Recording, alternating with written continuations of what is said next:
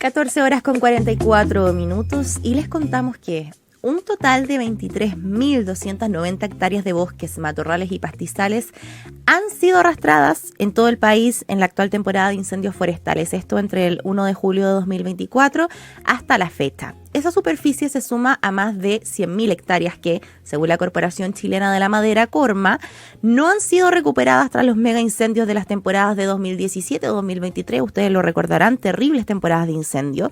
Y los gremios han explicado que esa superficie pertenece a pequeños y medianos propietarios. Es un temazo y para abordar precisamente este tema estamos en contacto a esta hora en Ciudad Pauta con el gerente general de Corma, Antonio Minte. Antonio, ¿cómo estás? Bienvenido a Ciudad Pauta. Hola Carla, muchas gracias. Feliz de estar compartiendo información con ustedes, a pesar de que es una información de difícil aspecto, digamos, pero hay que comunicar. Hay que comunicarla, te agradecemos mucho por estar con nosotros. Antonio, según los datos que maneja Corma, ¿qué factores han dificultado la reforestación de estas 100.000 hectáreas afectadas por los incendios forestales desde 2017? Bueno, principalmente porque se deben a terrenos de pequeños propietarios, plantaciones que en su mayoría fueron subvencionadas por el decreto ley 701, ¿cierto? Que fue el proyecto ley que fomentó al sector forestal desde los años 70, pero que se esperaba que después de una rotación que hablamos nosotros los forestales, una vez que cosechamos el bosque, teniendo tú ese ingreso del bosque, puedes volver a plantar, ¿cierto? Con parte de ese ingreso y otro es el lucro que tiene el propietario del bosque.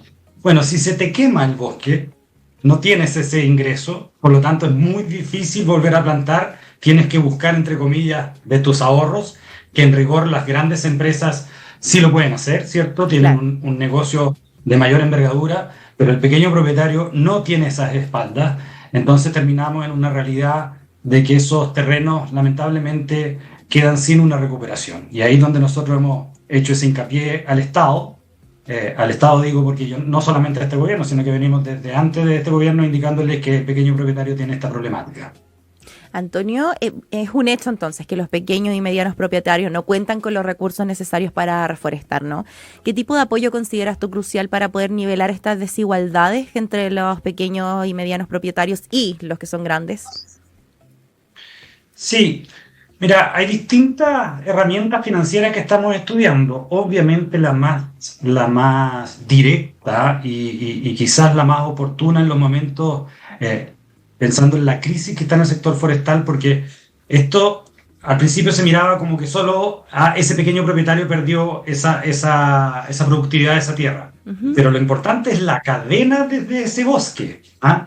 Porque esos bosques no solamente son una cosecha y listo, esa cosecha va a unos transportistas, esos transportistas van a una industria, esa industria va a un producto, etcétera, y hay toda una cadena la cual se ve afectada. Y hoy día el que tiene un mayor riesgo, digamos, económico es la industria primaria de la madera, industria secundaria de la madera, los aserraderos, etcétera, que le está faltando ese abastecimiento de los pequeños. Entonces, dentro de estas herramientas financieras que estamos estudiando o evaluando, la más directa, como te iba a indicar, es el financiamiento desde el Estado. Claro. O sea, se ha comprobado, hay varios estudios, no solamente chilenos, sino que hay estudios, por ejemplo, de la ONU, que este fomento que traía el sector forestal por parte del Estado era una de las políticas públicas más exitosas en términos no solamente económicos, sino también en términos ambientales, porque, para explicar un poco, porque las personas, digamos, como la historia es tan larga, a veces uno se olvida del por qué inició ese fomento. Claro. Ese fomento se inició porque había muchos suelos erosionados en Chile, no sé si te recuerdas la famosa historia del oro, el oro chileno, que era el trigo, Yeah. ¿cierto? Había mucho cultivo de trigo, pero que no se cumplieron con rotaciones de distintos cultivos, y eso fue erosionando mucho los suelos, al punto de que no eran productivos para ningún otro uso. Trajeron a él un consultor alemán que le recomendó al Estado chileno, y dijeron, miren, aquí la única solución que tienen ustedes para recuperar el suelo es plantar árboles. Y con esto seguramente van a tener un fomento a la industria forestal, van a crecer industria, negocios, etc. Entonces ese fue la razón por la cual se empezó a plantar en Chile. Como resultado, obviamente, tuvo el crecimiento de la industria forestal, un resultado económico muy bueno, pero a la vez hoy día uno puede comprobar que esos suelos se recuperaron. Hoy día ya no son suelos erosionados, son suelos productivos. Por lo tanto, la primera, como te decía, la primera herramienta de financiamiento sería nuevamente con ese objetivo de la recuperación de esos suelos, de volver a plantar, que sean nuevamente productivos. El Estado podría hacerse cargo de los pequeños y medianos propietarios que sufrieron siniestros de incendio. ¿Y cómo evalúas la gestión del gobierno actual respecto a este tema? Ha habido apertura. Nosotros lo primero que planteamos es que debía ser una parte de la ley de incendios. ¿Ya? Claro, sí. Nosotros así como de forma directa dijimos, mira, la ley de incendios tiene que tener 4 pilares. El primero era que la prevención. Nosotros, tú mucho seguramente has escuchado, hemos dicho aquí en Chile, casi no existen los incendios naturales. Y el casi yo te lo diría solo porque por el deber científico que uno tiene que tener que decir, oye, el 0,3% podría ser por causas naturales, pero el 99,7% es por causa humana. Hay distinto es que sea negligencia, ¿cierto? Uno no quiere hacer el incendio, pero se equivocó, hizo un asadito, o se puso a trabajar con una máquina que tiene una chispa, eso es negligencia. Claro. Nadie quiere provocar. Hay otro que es netamente intencional. Lamentablemente los números de la intencionalidad son bastante elevados en este país y en algunas zonas muy por lejos de lo que es el promedio nacional. Pero volviendo, digamos, a los 4 pilares, uno es que teníamos que hacer prevención, porque esto no es por climático. Yo te escuchaba antes, hablaste de los límites climáticos a los que estamos llegando, ¿cierto? Sí. Pero estos incendios no se causan por esos límites climáticos, hay que dejarlo súper claro. El incendio se causa por alguna negligencia o lamentablemente por una intencionalidad. El calor ¿ya? solamente lo agrava al momento de que queramos apagar el incendio, controlarlo. Exactamente.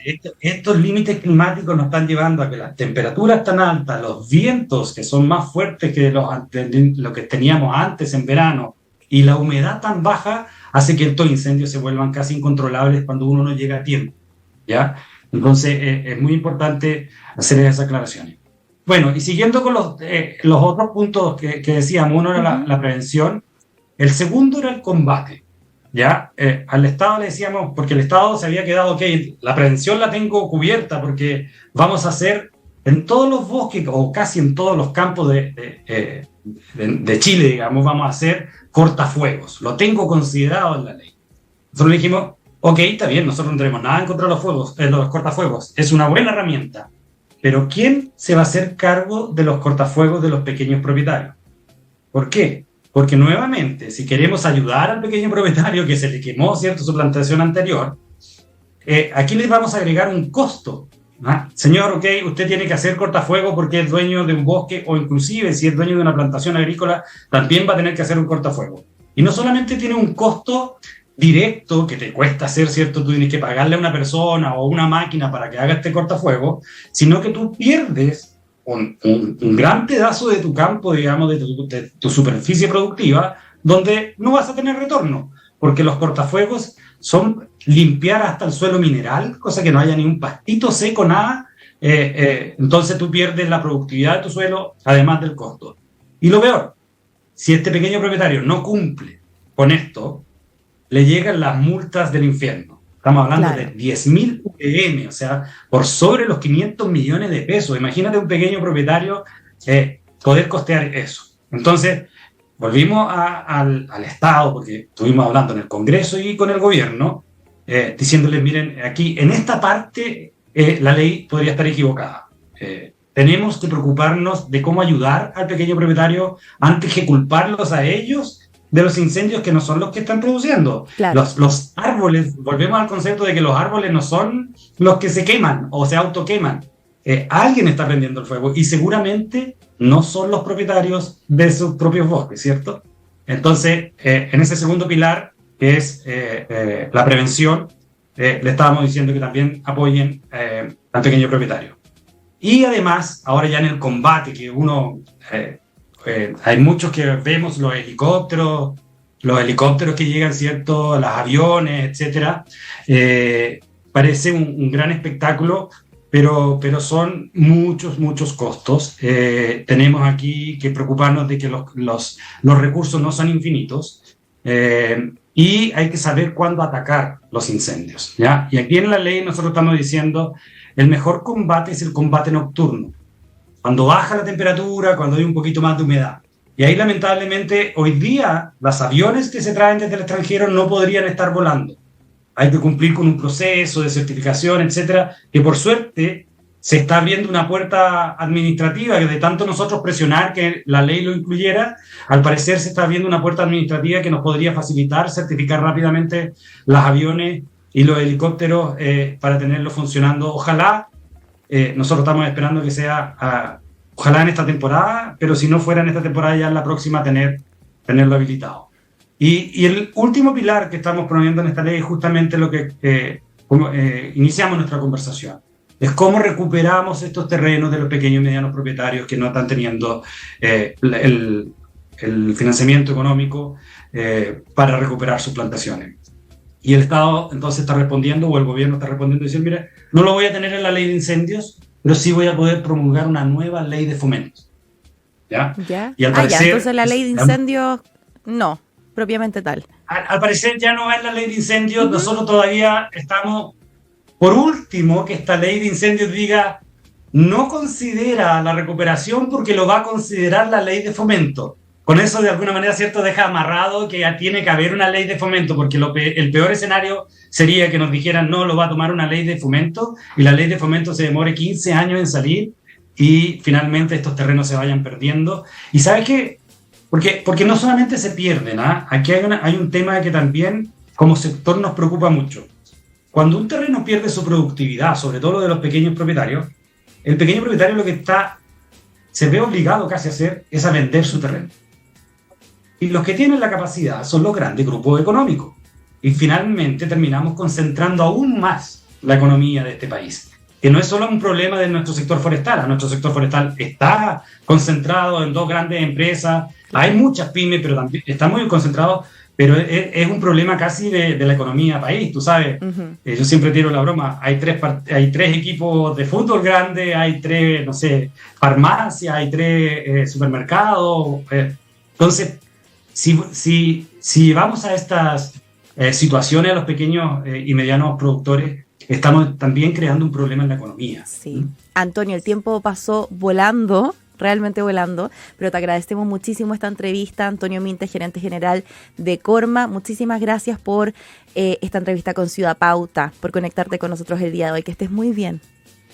Muchas gracias, Carla. Solo si me deja un segundo. Muy rapidito, por favor. Se viene un fin de semana muy intenso, muy altas temperaturas. El llamado a la prevención a todas las personas en cuanto a incendios. Va a estar desde O'Higgins hasta los lagos con altas temperaturas, así que nos preocupemos todos de la prevención. Sí, muchísimas gracias, Antonio. Ahora sí te despedimos y nosotros también nos despedimos de esta edición de Ciudad Pauta. Quédense en compañía de Radio Pauta porque viene Fuera de Pauta con Nacho Gutiérrez y nos reencontramos el lunes. Que esté muy bien. Chao, chao.